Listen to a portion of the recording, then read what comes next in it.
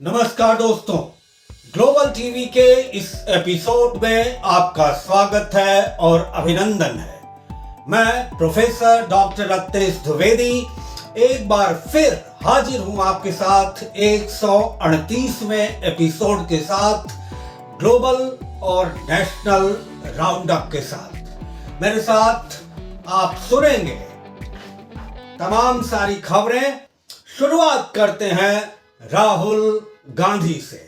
राहुल गांधी ने प्रधानमंत्री के उस बयान पर जिसमें मैं फिर से तथाकथित शब्द का इस्तेमाल करूंगा क्योंकि प्रधानमंत्री ने कहीं भी उनका नाम नहीं लिया है, लेकिन राहुल गांधी ने जिस तरह प्रधानमंत्री को पनौती कहा ऑस्ट्रेलिया और इंडिया के वर्ल्ड कप फाइनल के बाद, जब प्रधानमंत्री प्लेयर्स के ड्रेसिंग रूम में चले गए थे, ये बात स्पष्ट है कि राहुल गांधी ने प्रधानमंत्री को ही पनौती कहा। पनौती शब्द का ज्यादातर इस्तेमाल पंजाबी कम्युनिटी करती है और इसका अगर मैं सही मतलब निकाल सकूं तो शायद ये होता है कि ऐसा व्यक्ति जो जहां भी जाता है वहां पर काम नहीं होता है। तो पनौती शब्द का इस्तेमाल राहुल गांधी ने प्रधानमंत्री के लिए किया जब वो ड्रेसिंग रूम में चले गए थे, जिसमें भारत ऑस्ट्रेलिया से वर्ल्ड कप फाइनल हार गया था। लेकिन भारत ने तो 5वें दिन ही, प्रधानमंत्री हारने के बाद ड्रेसिंग रूम में गए थे और शायद ये भी हो सकता है कि प्रधानमंत्री के ड्रेसिंग रूम में जाने की वजह से टीम इंडिया का हौसला बढ़ा हो और वर्ल्ड कप फाइनल में ऑस्ट्रेलिया के हाथों मिली हार का उसने 5वें दिन ही बदला ले लिया और ऑस्ट्रेलिया को रौंद दिया एक दूसरे वनडे क्रिकेट मैच में। दूसरी ओर कल शाम को प्रधानमंत्री मथुरा पहुंचे। जब उन्हें तमाम सारे राज्यों में चुनाव प्रचारों से फुर्सत मिली तो पहला काम उन्होंने जो किया वो ये कि मथुरा कृष्ण जन्मभूमि पर माथा टेकने गए। अपनी प्रणाम था भगवान कृष्ण को वो अर्पित करने गए और साथ ही उन्होंने वहां पर भाग लिया कृष्ण की चिरसखा और चिरभक्ति की एक ऐसी जीती जागती तस्वीर से जिसको हम मीराबाई के नाम से जानते हैं। मीराबाई के 525वें जन्मोत्सव में उन्होंने भाग लिया और वहां पर 525 रुपए का एक सिक्का रिलीज किया और साथ ही एक डाक टिकट रिलीज किया। लेकिन अब कयास ये लगाए जा सकते हैं कि क्या प्रधानमंत्री श्री नरेंद्र मोदी का मथुरा जाना, कृष्ण जन्मभूमि में प्रणाम करना और मीराबाई को उससे जोड़ना कहीं ये तो नहीं इंगित करता कि राम मंदिर के बाद अब कृष्ण जन्मभूमि की बारी है। सभी राज्यों में चुनाव प्रचार थम गए हैं और अब 3 दिसंबर को चुनाव के नतीजों का इंतजार है। इस सेमीफाइनल में देखने वाली बात यह होगी कि कौन सी पार्टी कितने राज्य जीतती है। कहीं पर लोग कह रहे हैं एंटी इनकम्बेंसी होगी, कहीं पर लोग कह रहे हैं चुनाव का ध्रुवीकरण होगा, कहीं पर लोग कह रहे हैं जातीय समीकरण हावी होगा। क्या होगा क्या नहीं होगा ये 3 दिसंबर की शाम तक पता चल जाएगा। अब फिर से जैसा मैं हर बार कहता हूं, हर बार करता हूं, स्टोरीज फ्रॉम अयोध्या।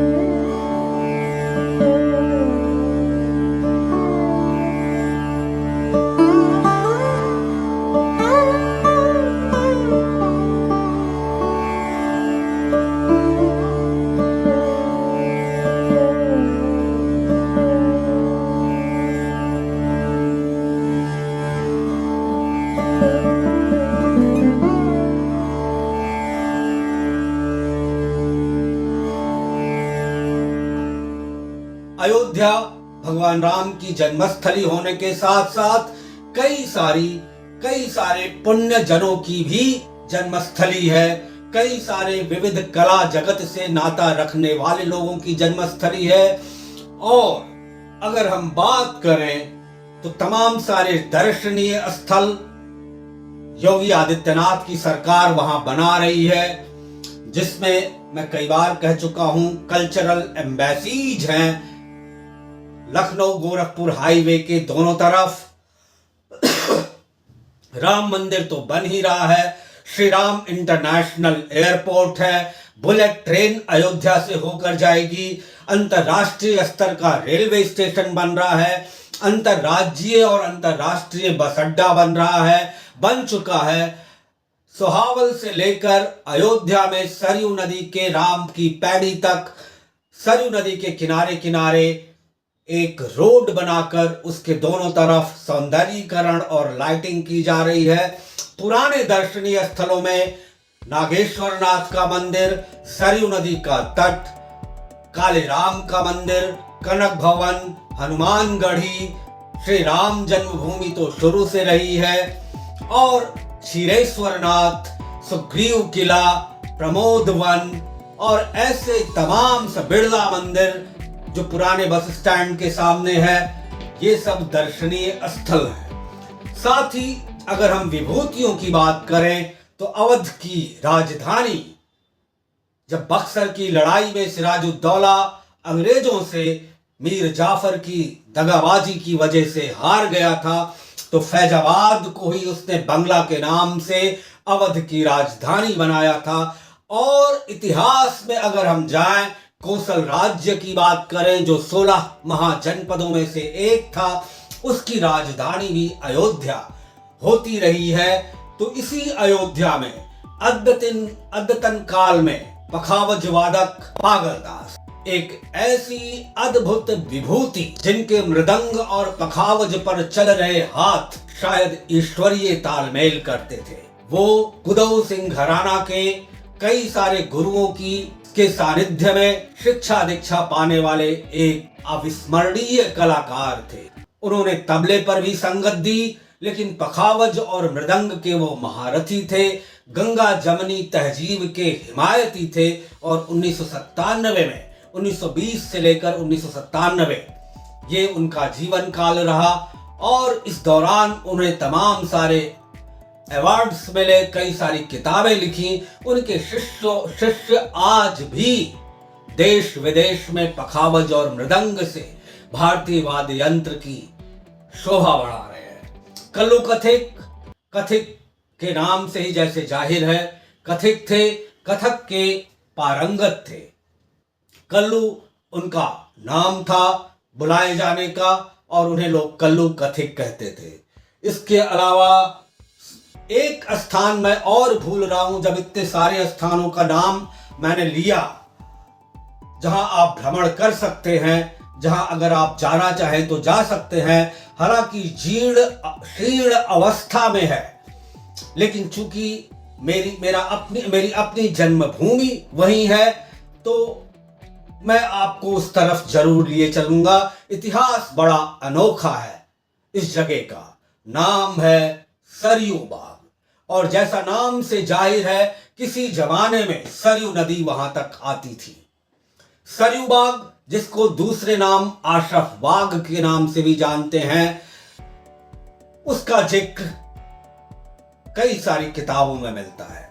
कहानी वहां के कृष्ण मंदिर की, वो शायद एक अनोखा कृष्ण मंदिर है जहां पर कृष्ण की प्रतिमा वो बगैर राधा के लगी हुई है।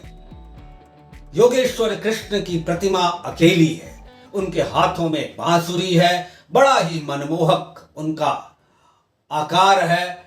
और उसकी भी कहानी ये है कि वहां पर जो उपाध्याय परिवार रहता है, उनके ही किसी पूर्वज जो भक्ति में लीन हो गए थे, कृष्ण भक्ति और तमाम सारे देवी देवताओं की, उन्हीं के कहने पर स्वामी दयानंद सरस्वती जो मूर्ति पूजा के विरोधक थे, उन्होंने अपना जमावड़ा सरयू बाग में लगाया और वहां पर पाठशाला की, संस्कृत महाविद्यालय की नींव डाली। और साथ ही प्रांगण में कृष्ण की प्रतिमा स्थापित की, प्राण प्रतिष्ठा की। इसलिए अगर आप अयोध्या में हैं, समय मिले तो सरयू बाग भी आप जा सकते हैं। इसके अलावा रामचंद्र परमहंस, राम जन्मभूमि आंदोलन के प्रणेता, 1942 से ही राम जन्मभूमि को मुक्ति कराने का आंदोलन इन्होंने अपने हाथ में लिया था और विश्व हिंदू परिषद और राष्ट्रीय स्वयंसेवक संघ के साथ साथ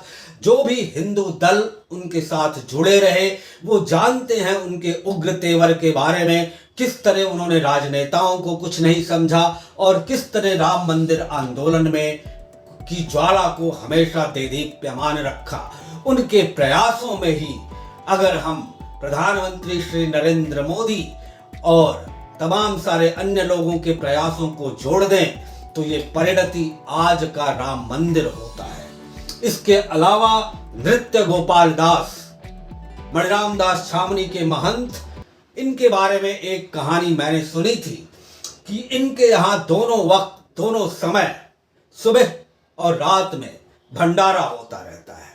असंख्य लोग इनके यहाँ खाना खाते हैं, भोजन करते हैं।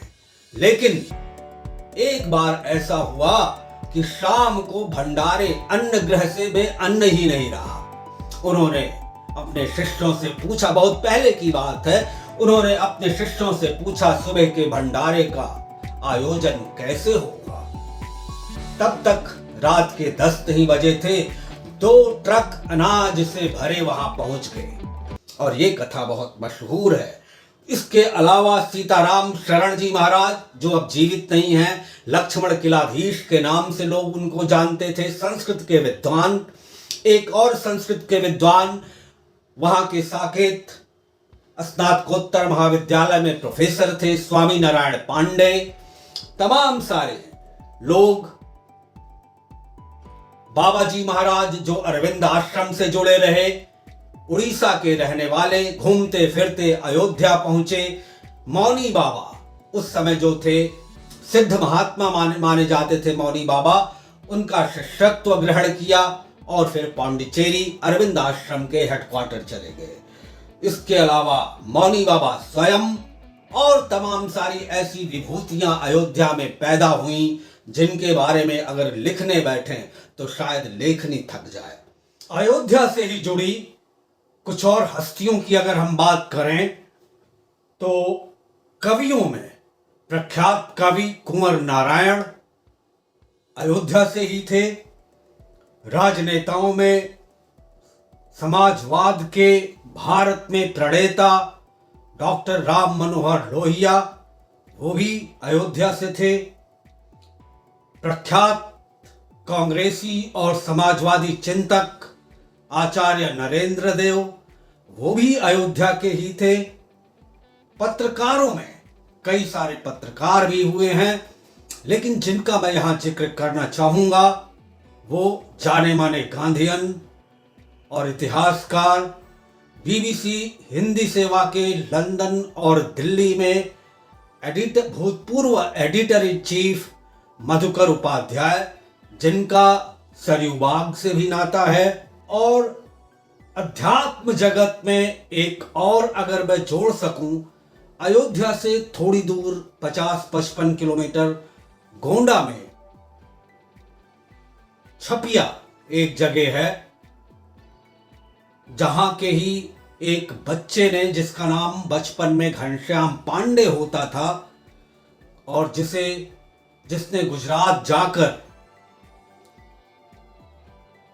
ईश्वर का दर्जा मिल गया, भगवान का दर्जा मिल गया, स्वामीनारायण संप्रदाय के जनक भगवान श्री स्वामीनारायण, जिनके मंदिर देश विदेश में अक्षरधाम के नाम से जाने जाते हैं, ये भी अयोध्या के निकट छपिया के रहने वाले थे।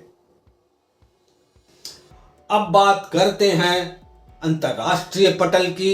इजराइल और हमास में एक डील हो चुकी है, एक संधि हो चुकी है। इस संधि की मध्यस्थता कतर और अमेरिका ने की। कहा यह जा रहा है इजराइल होस्टेजेज में से एक होस्टेज छोड़ेगा और इधर से इजराइल 3 फिलिस्तीनियों को उसके एवज में छोड़ेगा। लेकिन आतंकवाद से लड़ाई रुकी नहीं है इजराइल की। आज ही भारत में इजराइल के राजदूत नोर गिलोन ने अक्टूबर 7 को हमास द्वारा की गई आतंकवादी कार्रवाई की तुलना भारत में पाकिस्तान द्वारा की गई मुंबई टेरर अटैक से की, जिसको हम 26/11 के नाम से भी जानते हैं। बात करते हैं शिक्षा व्यवस्था की। भारत में जब से शिक्षा का प्राइवेटाइजेशन हुआ है, शिक्षा रसातल में चली जा रही है। जो प्राइवेट यूनिवर्सिटीज और कॉलेजेज आए हैं वो मनी स्पिनिंग मिल्स बने हुए हैं। स्टूडेंट्स और पेरेंट्स से हैवी फी लेते हैं, शिक्षा की क्वालिटी नहीं है और तमाम किसी न किसी हथकंडे से यूजीसी से मान्यता ले लेते हैं और अपनी रोटी सेकते रहते हैं। सरकारी विश्वविद्यालयों में कम से कम कुछ तो गुणवत्ता रहती है। इसी समय मैं बात करना चाहूंगा रशियन एजुकेशन सिस्टम की।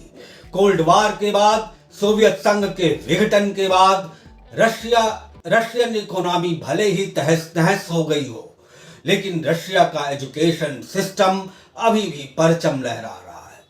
वहां की शिक्षा व्यवस्था का मैं पिछले 3 वर्षों से अध्ययन कर रहा हूं, क्योंकि रशियन गवर्नमेंट की एक फेलोशिप मैं पिछले 3 सालों से जीत रहा हूं, डॉक्टोरल फेलोशिप। मैंने देखा कि वहां थेरेटिकल स्टडीज पर ज्यादा जोर दिया जाता है और वहां के प्रोफेसर्स की इंटेलेक्ट एट पार है, क्वालिटी बहुत बढ़िया है। इसी तरह का कुछ हमें भारत में करने की जरूरत है। इसके बाद अगर हम बात करें एक और अंतर्राष्ट्रीय खबर की, चीन एक और महामारी के मुहाने पर खड़ा है।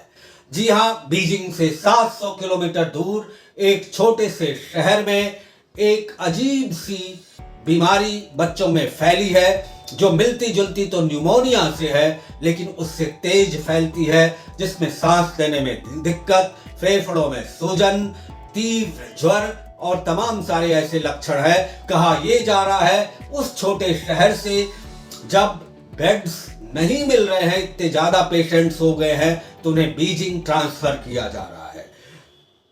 अगर हम कोरोना का जिक्र करें तो वो भी कहा यह जाता था कि किसी लैब से निकला वायरस था, फैला वो भी दिसंबर के महीने से ही था। वर्ल्ड हेल्थ ऑर्गेनाइजेशन ने चाइना से डिटेल्ड रिपोर्ट मांगी है, लेकिन चाइनीज रिजाइम ने कि बच्चों को सांस लेने जैसी कुछ बीमारियां हुई हैं और कुछ बताने से नकार रहा है। जाहिर सी बात है, जब उसने WHO की टीम का इन्वेस्टिगेशन इन्फ्लुएंस कर दिया था, तो इस जांच में भी उससे कोई मदद मिलने की या निष्पक्षता की कोई उम्मीद नहीं है। बात अगर करें उत्तर प्रदेश के मुख्यमंत्री योगी श्री आदित्यनाथ की, तो उन्होंने हलाल प्रोडक्ट्स पर बैन लगा दिया है। इससे उन प्रोडक्ट्स पर बैन लगेगा जो किसी भी तरह के मांस या हलाल मीट से बनाए जाते हैं। दूसरी ओर उत्तरकाशी के सिलक्यारा टनल में 41 मजदूरों की निकासी का काम उस टनल से अंतिम चरण में है। किसी भी क्षण खुशी की खबर आ सकती है और लेबरर्स के परिजनों को इसकी जानकारी मिल सकती है कि वो अब सुरंग से सकुशल बाहर निकल आए हैं। वहाँ स्ट्रेचर्स की व्यवस्था है, डॉक्टरों की टीम मौजूद है, एम्बुलेंसेज मौजूद है और जो पिछले 15 दिनों से प्रार्थना लोग कर रहे हैं वहाँ पर मंदिर बना के मेकशिफ्ट, वो उसके सफल हो जाने की उम्मीद है। जो वहाँ इंजीनियर्स की फौज लगी है, तमाम सारी बड़ी बड़ी मशीनें लगी हैं, अंततः एक खुशखबरी आने की उम्मीद है।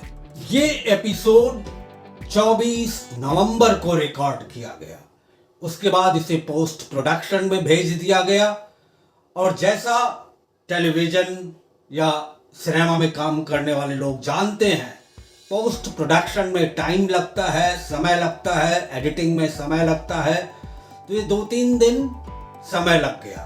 तो जो भी वर्णन अभी तक मैंने किए वो 24 नवंबर तक के अपडेट थे।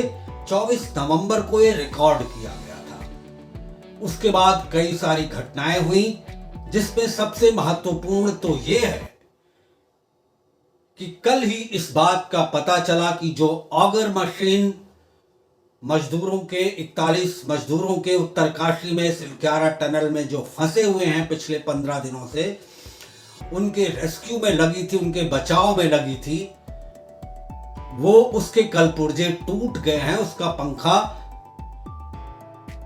सरिया के जाल में फंस के टूट गया है।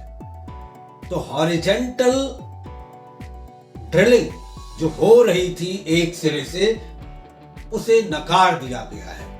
या ये कहा जाए कि अगर उसकी जगह एक सुझाव ये है कि जहां पर ऑगर मशीन टूट के खराब हो गई, उसके आगे के जो 8-10 मीटर के बाद मजदूर हैं, उन 8-10 मीटर का मलबा मैनुअल खुदाई करके किया जाए।